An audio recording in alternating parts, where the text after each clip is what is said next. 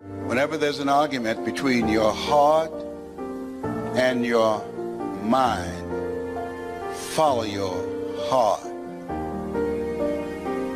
There are things that the heart can understand and feel that the mind cannot relate to. There are things that you feel, that you know in your heart of hearts, that's not logical, it's not practical, it's not realistic, but there's something in you that says, I can do this.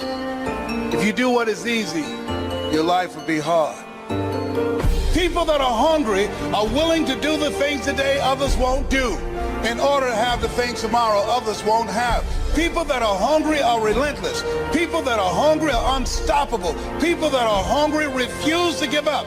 I'm willing to make this happen. No excuse is acceptable. I'm going to do whatever it takes. I can do it. If anybody's ever done it at any point in time in history, then what's possible for one is possible for me, and I'm going to do it. So whatever you got to do, you do it. But I'm not about to compromise because you're inflicting pain. Sometimes it's going to hail on your crop and rain on your parade, so you got to get ready for that or you will be naive. That's just part of the life arrangement. You here. He blessed you to be here. Do something. But there's just times, sometimes you lose. That's part of life.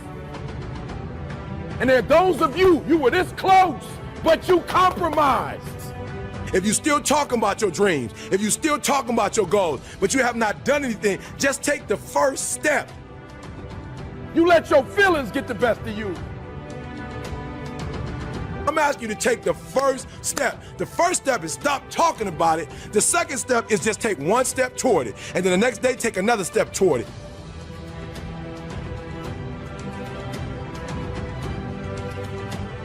When you become the right person, I'm telling you, you can make whatever kind of money you want to make. You can have whatever you want to have. You can do whatever you want to do. Like, there are no limitations.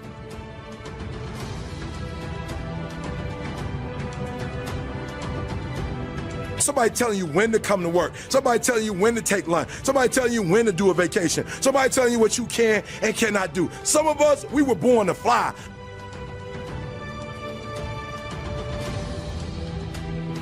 But what I'm telling you is when you become the right person, what I mean by the right person is once you identify who you are and you begin to separate yourself from the masses and you begin to see your individuality, when you begin to see your talents, when you begin to see your personal skills.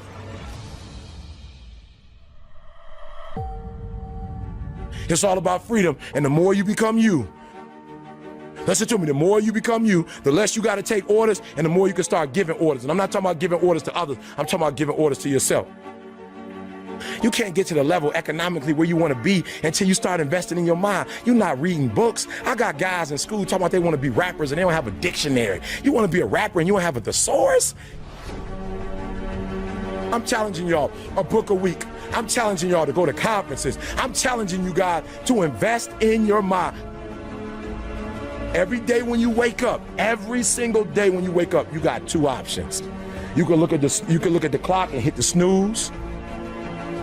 You can look at that snooze button, boom, you can hit the snooze button and go back to bed. That's right, and do what? And dream. That's right, you can go back to sleep and dream about what you want to have. You know, watching MTV, watching BET, read magazines and dream about what you want to be. Right there with your comfortable pillow, you dreaming about what you want to be. Or you can look at that snooze button, kick that clock and get up and go pursue your dreams. Where have you been?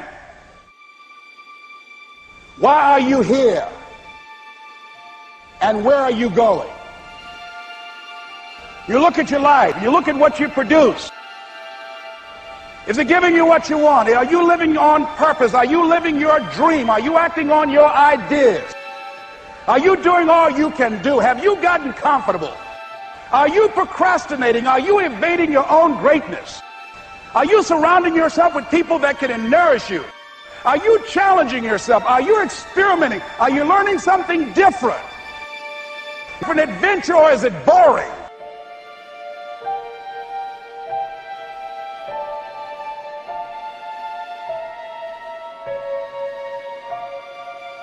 Why are you here? What brought you here? Investing the time, the money. What brought you here? What decisions are you making right now as you look into the future?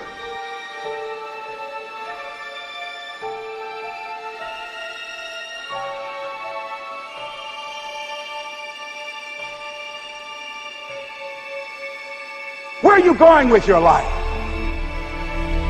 I don't care how hard you fail. I don't care how many times you fail the test. I don't care if nobody don't believe in you. It only takes you believing in yourself to get this thing done. As long as you believe in you, you got the right mindset, you got the right attitude, you can have whatever you like. But if you fall, I need you to fall forward. I need you to fail forward. Now, are there going to be some moments when you want to give up? Yes. Will there be some moments when it's going to seem like it's impossible? The pain that you're experiencing, the disappointment that you're experiencing, that you're going to say, it's not worth it? Yes, that's going to be right there for you. It's going to be in your face, telling you to go back. But don't let the distractions distract you. All right? You got to keep moving. Don't stop. Separate what you do from who you are. That's what the guilt trap is about. All of us have made some mistakes in life. All of us have done some things that if we had them to do over again, we wouldn't do it again. There are a lot of things that if I had it to do over again, if I knew then what I know now, I would have done it differently. Well, it didn't happen that way. A lot of us, because of our limited vision of ourselves, a lot of us who begin to focus on problems and enable them to overwhelm us, we begin to think that we have no options. We begin to believe that there's no way out. You can always better your best. You can always go beyond anything that you have ever done.